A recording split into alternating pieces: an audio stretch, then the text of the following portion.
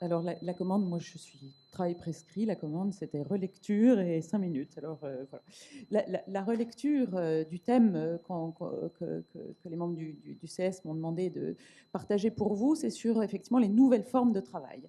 Alors, relecture à la fois des travaux de l'Observatoire des cadres, et puis relecture aussi des discussions qu'on a pu avoir autour de travaux nombreux sur ce sujet. Peut-être on pourrait repartir ensemble sur l'idée que ça a d'abord été des travaux consacrés, Jean-Paul Boucher le disait tout à l'heure, aux nouvelles formes d'emploi qui ont longtemps été aux frontières de l'emploi des cadres.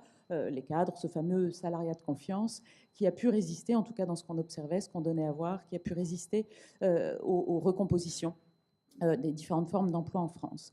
La question que ça pose, évidemment, c'est que quand la dégradation, si on peut dire, d'un certain contexte de l'emploi, fait que de nombreux cadres trouvent plus facilement des clients que des contrats de travail de cadre, un certain nombre d'initiatives sont prises. Peut-être celle qui a été la plus forte, puisqu'elle était très singulière pour les cadres, c'était l'idée du portage salarial pour faciliter, dans cette espèce de statut totalement hybride, faciliter, en fait, encore une fois, la capacité des uns et des autres à pouvoir développer de l'activité quand l'emploi faisait défaut. Donc on a d'abord raisonné sur les questions dans ces nouvelles formes de travail, on a d'abord raisonné sur la question des nouvelles formes d'emploi et non pas de travail. Et puis progressivement, on s'est intéressé à des sujets qui nous touchent évidemment, dès lors qu'il n'y a plus de subordination dans le contrat, puisque, voilà, et que c'est une relation contractuelle, marchande, qui détermine l'activité, la prescription, etc. Donc comment tout ça, encore une fois, à la frontière, à la périphérie, tout ça, comment ça se caractérise? Comment on arrive à le décrire, à l'analyser? Pas très bien. Il n'y a pas énormément de travaux là-dessus. Et aujourd'hui, ce dont on s'aperçoit, c'est que, et je terminerai pour un moment là-dessus, sur ces questions d'emploi, c'est qu'on s'aperçoit que finalement, entre la bataille qui consiste à beaucoup valoriser le fait que désormais les cadres, non, pour eux, le salariat, trop peu pour eux, ou les managers, trop peu pour eux, c'est l'activité entrepreneuriale, etc., libre, sur laquelle on a le pied léger, on peut voilà, mettre en place son autonomie, sa liberté d'agir, etc. Ça serait ça le bon cadre d'emploi. Ce discours-là est un discours qui est assez fort, à tel point que des controverses peuvent être intéressantes à décoder. Controverses comme par exemple, soit on dénombre combien il y a de gens diplômés qui ne sont plus salariés, par exemple, pour essayer d'approcher cette catégorie, ou au contraire, on s'affranchit du statut, on dit c'est pas grave, on va compter les indépendants comme McKinsey l'a fait récemment et qui arrive à, je sais plus combien, 10-12% de la population active, en disant il y a même des salariés qui se comportent comme des indépendants. Donc on voit qu'il y a des tensions autour de tout ça, entre activité, statut, emploi, et puis cette fameuse subordination. Et puis c'est là qu'on va arriver sur la question du travail. C'est un choix, évidemment. On va arriver sur la question du travail parce que finalement, ce dont on s'aperçoit, c'est que ceux qui nous apportent le plus de nuances sur ces questions d'emploi des cadres sont ceux qui nous montrent que,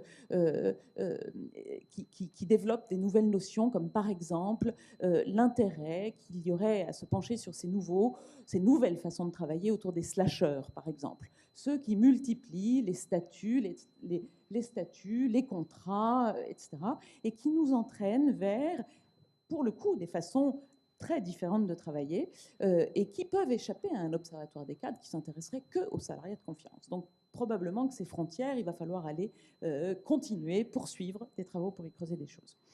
Et où on voit que là, ça répond à la fois à des nouvelles attentes des cadres et des nouvelles attentes très fortes sur le fait de dire j'ai besoin de redevenir l'auteur de la rationalité de mon travail et de ne pas l'avoir confisqué. C'est là qu'on revient sur des éléments qu'évoquait Anne-Florence à l'instant, ou même en introduction, de ne pas l'avoir confisqué, cette rationalité de mon travail, par ceux qui organisent le travail dans l'entreprise et qui m'amènerait à ne plus faire que faire fonctionner des processus sur lesquels je n'ai rien dit, rien décidé. Et encore une fois, on arrive du coup avec des propositions qui sont aux marges. Alors on avait les slashers aux marges, on a des propositions qui sont aux marges et sur lesquelles investissent beaucoup les très grandes entreprises, les Open Labs, les Fab Labs, les coworking, le corporate hacking, etc. Cette invitation à des nouvelles pratiques, dont, et ce sera ma conclusion là-dessus, parce que pour le coup, là, on est vraiment dans le cœur de métier de l'Observatoire des cadres, dont on peut se demander comment l'encadrement va s'en dépatouiller.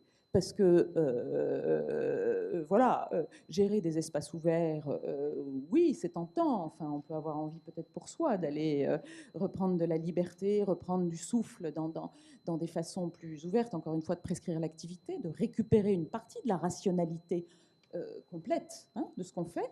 Mais bon, c'est pas évident. Ce qui n'est pas évident non plus, c'est de se dire qu'on va composer. Alors, tout commence par collaborer, coopérer, co-construire, etc.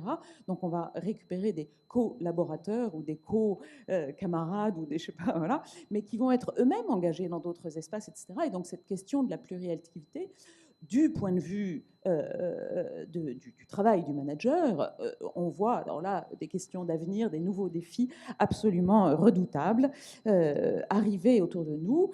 Et puis on est tenté aujourd'hui de le dire, je crois que j'ai cité le mot, on est tenté aujourd'hui de dire, pour se dépatouiller, si vous me permettez l'expression de cela, oui, des formes hybrides, sauf qu'il y a un moment où on sera au pied du mur et où probablement il faudra qu'on dise ce qu'il y a dans hybride.